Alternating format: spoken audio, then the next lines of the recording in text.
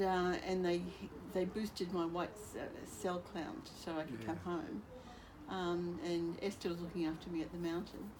That's good. Yeah, That's and good. Anyway, so but because I've also been getting terrible pains in my hands and my feet majorly, and that could become chronic, like such that I can't walk really.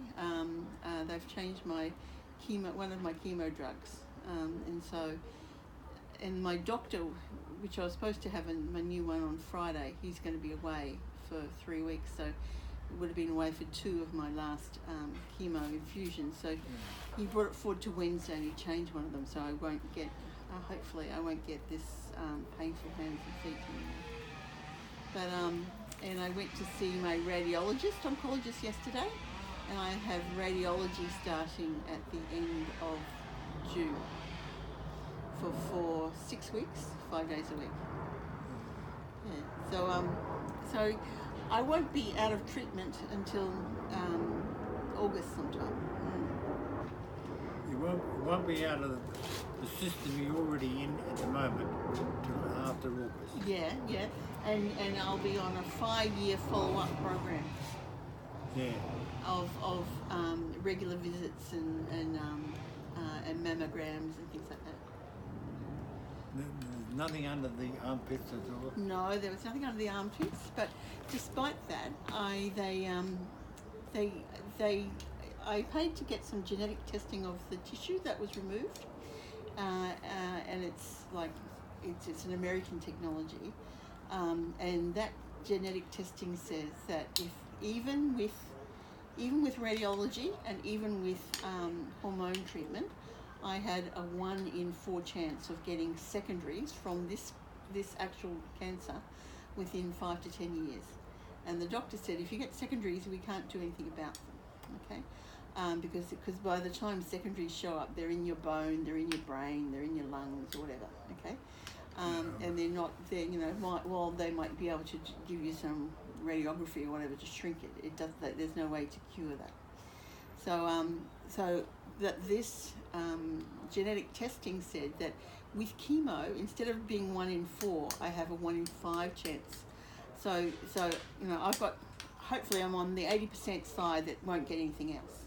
Okay, so instead of just being in 1 in 4, so maybe 3 people don't get it and 1 person does. I'm now in the 4 people who don't get it and 1 person does camp. So I thought it was, although I didn't want to do chemo, I thought that would actually. You had to do it. Yeah, like Ian and the girls. Like if I got a brain tumor or whatever as a result of this, to thought, well, because I didn't want to have be sick for another few more months, that was relatively a short time to be uncomfortable for. Well, look good. As I always say, you put yourself in the doctor's hand. Yeah. And therefore you say, here I am. Yeah. Whatever you want. Yeah. Well, but they keep on saying to you, because there are risks with all of this, they say to you, well, it has to be your decision. I just see. They say it has to be your decision. And anyway, I didn't get any of the information. Like this genetic testing was very expensive. And the oncologist, because I've got 2 different oncologists, 2 different cancer specialists, one who is a chemo and one who's a radiologist oncologist. And I was actually being all sized up for how much radiation they would put in. I've got all these tiny little tattooed dots to be the ground zero for where they're going to put the radiation, direct rays, and how deep and how far, because they have to protect my lungs, so they can't get the radiation to go through my lungs. And so I was doing that, and I said, well, I'm really disturbed. I haven't yet received any feedback about this, the Prosigna genetic testing yet.